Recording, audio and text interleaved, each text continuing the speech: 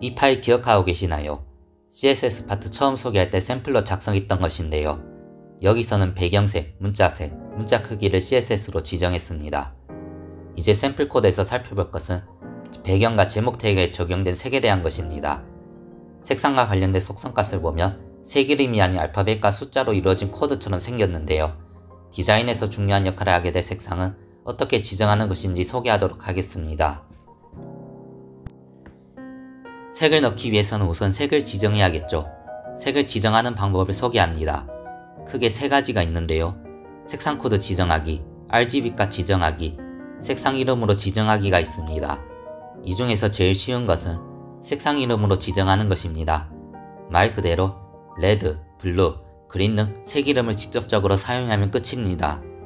아무래도 색 이름을 직접 정해주다 보니 어떤 색인지를 쉽게 떠올릴 수는 있지만 모든 색을 이렇게 색 이름을 사용할 수는 없기 때문에 디테일한 색을 나타내는 데는 한계가 있습니다.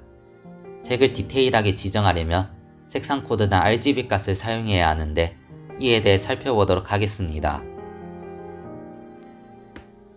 먼저 색상 코드를 사용하는 방법입니다. 샘플을 하나 가져왔습니다.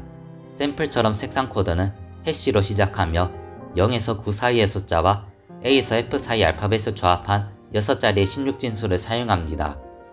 6자리 코드는 이렇게 2개씩 묶을 수 있는데요. 각 묶음은 앞에서부터 우리가 잘 아는 삼원색, 즉 왼쪽 2자리는 빨강, 가운데 2자리는 초록, 오른쪽 2자리는 파랑을 나타냅니다. 이렇게 삼원색을 조합해서 색을 나타내는 방법입니다. 이때 코드로 사용하는 숫자와 알파벳을 작은 것부터 크기 순으로 나열하면 이렇게 되는데요. 0에 가까울수록 즉 크기가 작을수록 어두운 색이 되며 반대로 크기가 커질수록 밝은 색이 됩니다. 그래서 모든 코드가 F인 샵 FFFFF는 흰색이 되며 모든 코드가 0인 샵 000000은 검은색이 됩니다. 추가적으로 샵 00FFDD처럼 같은 코드가 연속해서 나오며 샵 0FD 세 자리로 나타낼 수 있습니다. 주의사항은 당연하겠지만 세 자리로 축약하는 것이기 때문에 RGB 값 모두 각각 같은 코드가 2개 연속으로 나와야 축약이 가능하다는 것이겠죠. 다음은 RGB 값을 지정하는 것입니다. 이건 어떻게 보면 색상 코드랑 비슷하다 볼 수 있겠습니다. 형식은 이와 같이 작성하며 각각의 색을 0에서 255 사이의 값으로 지정합니다. 색상 코드와 마찬가지로 0으로 갈수록 어두워지며 255로 갈수록 밝아집니다.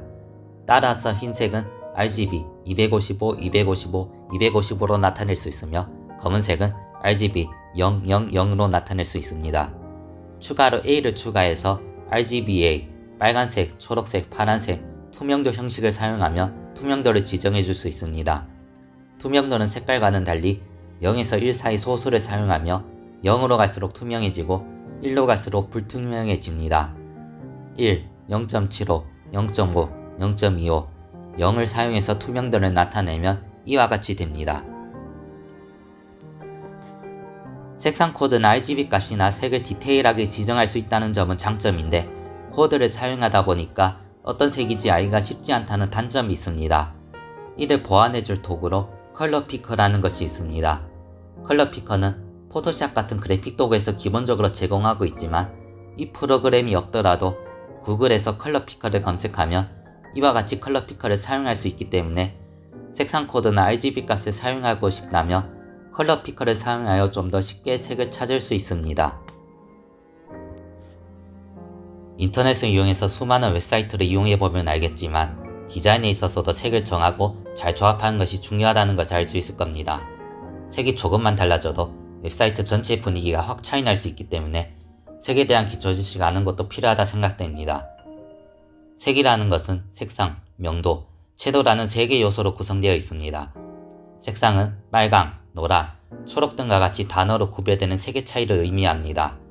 이때 대표적인 색깔 몇 가지를 사용해서 원형으로 나열해 놓은 것을 색상환이라 합니다. 색상환에서 서로 이웃한 색은 서로의 색이 유사해서 유사 색상이라 부르며 반대편에 있는 색을 보색이라 부릅니다.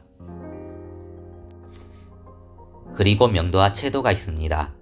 명도는 색의 밝기를 나타내며 명도가 높을수록 밝고 상쾌한 느낌을, 명도가 낮으며 어둡고 진정되는 느낌을 줍니다. 채도는 색의 선명함을 나타냅니다.